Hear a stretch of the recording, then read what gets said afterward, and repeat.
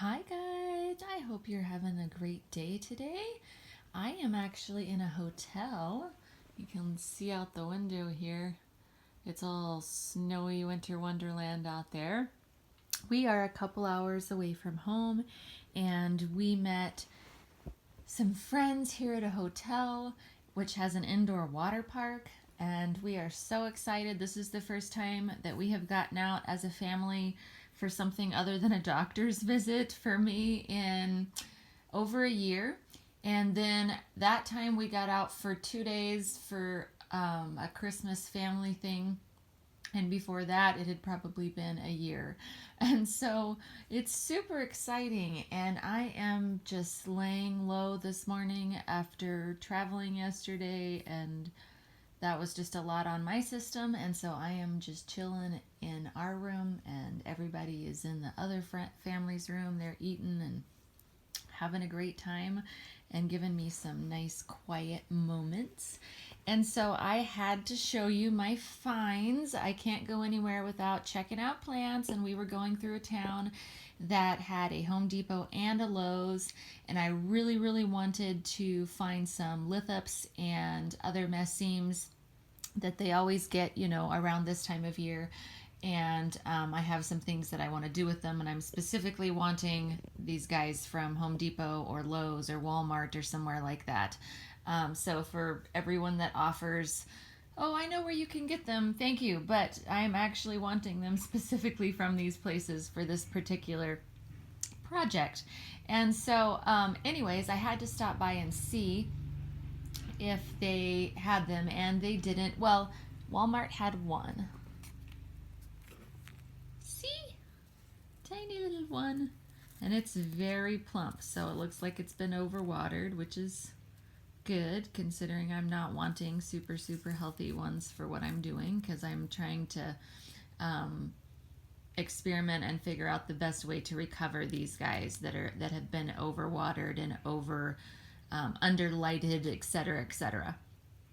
Because a lot of people buy them at Home Depot or Lowe's, right? So knowing what the best way to care for lithops that have been mistreated could be really helpful. So that's why I'm wanting mistreated. I have plenty of sources to get good, healthy lithops that don't need to recover from, but I'm actually wanting to experiment with recovering overwatered lithops so that I can give you guys good suggestions on what works.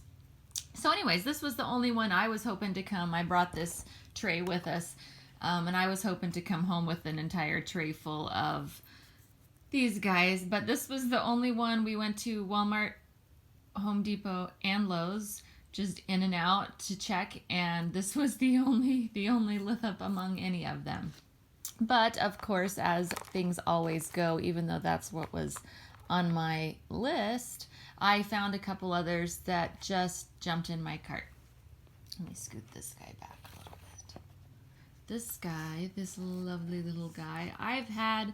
Echeverias aren't really my thing. I adore them, but because they're so compact and rosette, they take up quite a lot of space this way for not a whole lot of plant up, if that makes sense. And I have so many plants in my house that I just don't take up a lot of that space with these guys, but I love them. I think they are beautiful. I just don't have a ton of my own. But this guy just caught my eye. It's a, oh, they don't label them, and now I need to think of the name. It's a Echeveria purpusorum, I believe. I wanted to say Plutonus, but that's not right. Yeah, I believe Purpusorum is right. And I've had these guys before. I think I may actually still have one.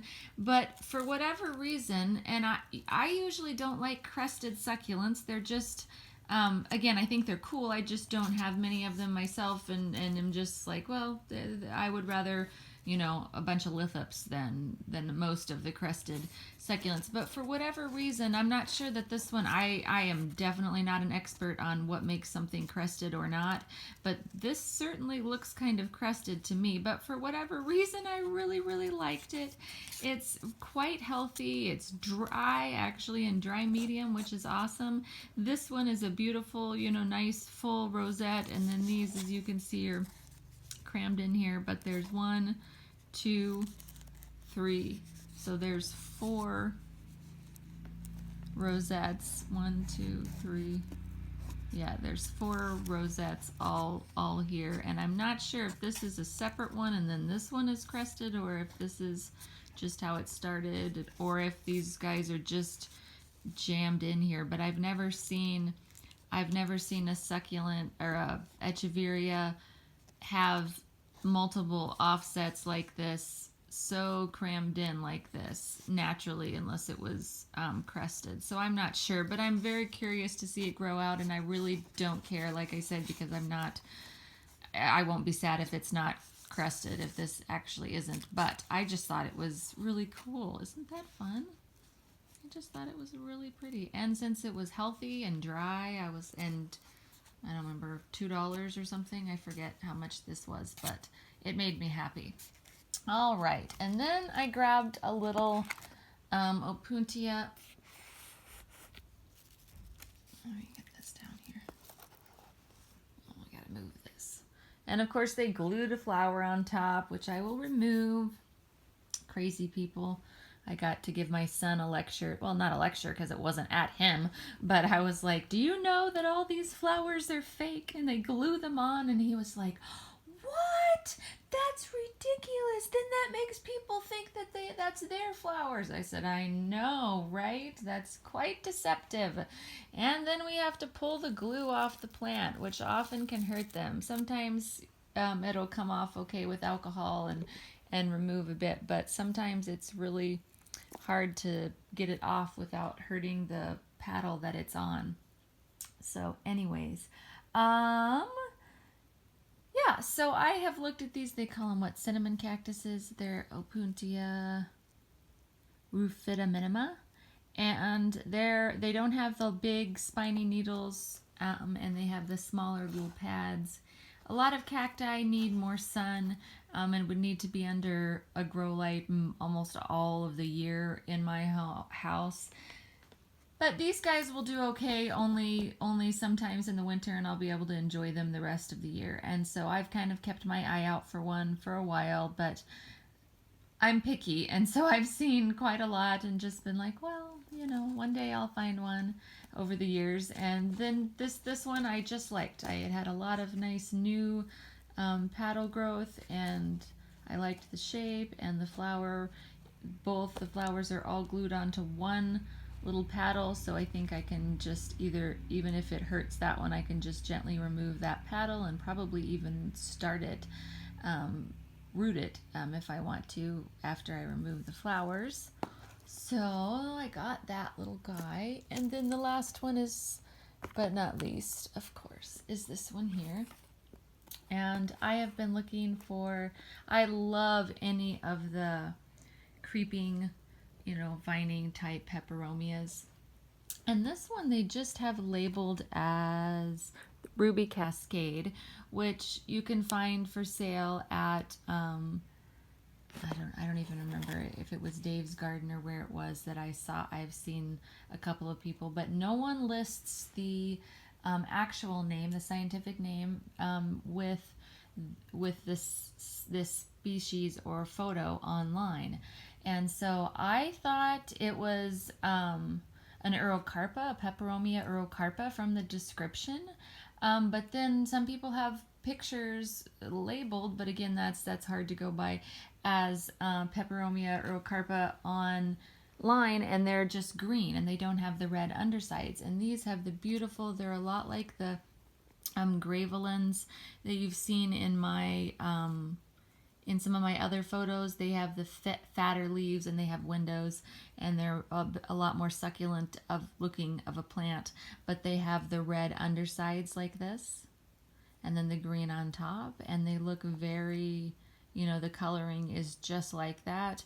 But these leaves are I don't know if we can tell really, but they're quite thick.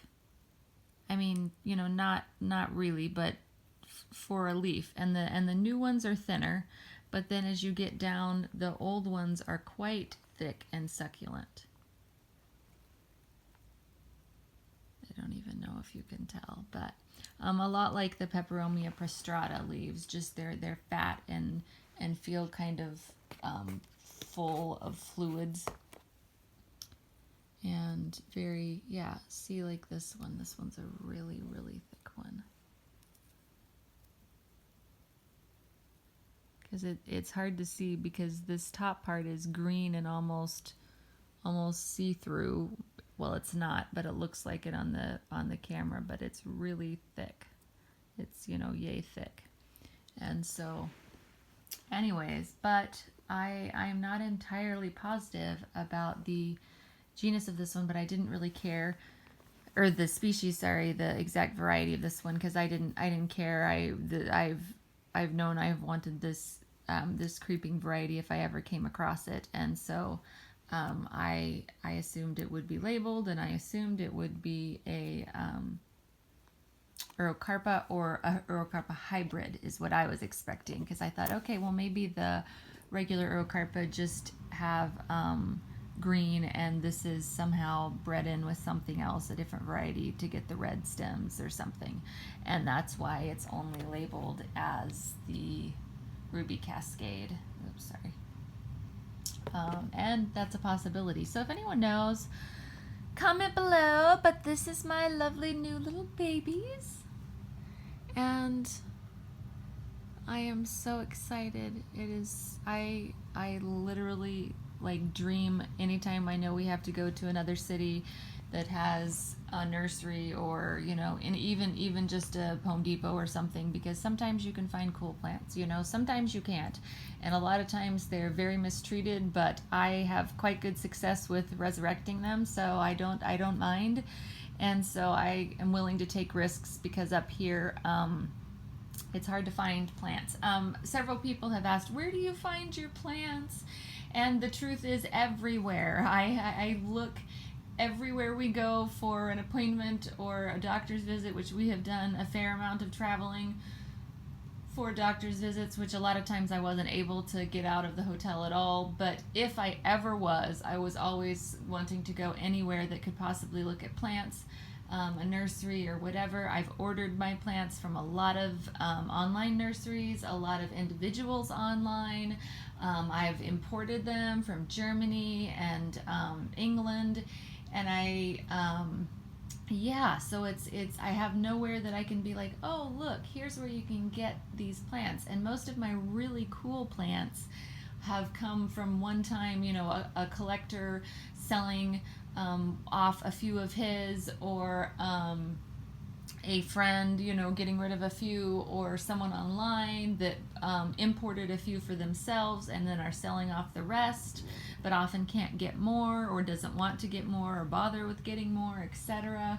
And so yeah, I wish I had a great source to point you guys to, just to say, here, go on this website and you can find all of these cool plants. But unfortunately, a lot of my really cool plants are have been one time, you know, I couldn't even order another one if I wanted to, and if I remembered exactly which person it came from. So I can't exactly point you guys in that direction, but I may do a video with some online nurseries that I have ordered from and some reviews on them, because sometimes they have cool plants. A couple of mine that were pretty unusual have come from them, and they never had it. I've never seen them again, but you know, who knows what else comes up on their website every once in a while. So if you keep an eye out, you can find these things.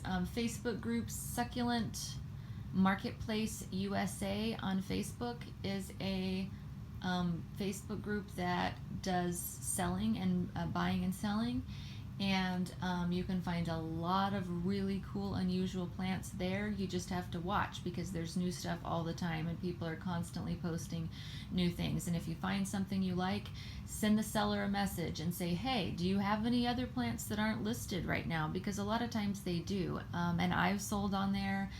I sold last spring quite a lot of plants on there, and had a great experience buying and selling. Of course, I've bought in plants that have died. If you're going to be a buyer that is going to buy a plant and then complain because it dies, I don't want to refer you to anyone, honestly, because that's not fair. These plants are so, even in the best of care, if they had the best of care beforehand, a couple overwaterings or not quite enough light or something can really kill them fast. And accusing a seller of that isn't really fair most of the time. Now, if they come to you in a pile of damage or, obvious that there had been a bunch of damage beforehand, that's totally understandable to complain. And I have before. I've been like, this was obviously done before it got to me. And we should definitely feel free to do that. But do try and be patient, especially if you didn't realize the plant was just imported, because sometimes you'll get plants and they look really, really sad, and they came to the seller that way. It's important to ask, is this photo that you put up a representation of what I'm ordering, or is it the actual plant that I'm ordering? Because if it's the actual plant that you're ordering, then you can save that photo, and when it comes in the mail, you can compare them and go, okay, yep, this does look like what I got, and about in the condition, that it should be, etc. But if the plant is just a representation, which a lot of people do, because the plants are unpotted or still in a flat or something like that, they'll just post one photo and they have a flat that look like that. Well, it may or may not be in that good of shape, the one that you get. And so, which is fine, it's just good to ask so that you know. And I've seen also, since I'm just rambling on about this, on Facebook groups, they'll say a 6-inch, plant, and what that should mean is a 6-inch pot, which this here is a 6-inch hanging pot, just for reference. And so if it's a 6-inch pot, that can give you an idea, because it's really hard to tell when your camera's up like this, and there's a photo. If we're zooming up on a little tiny 2-inch pot,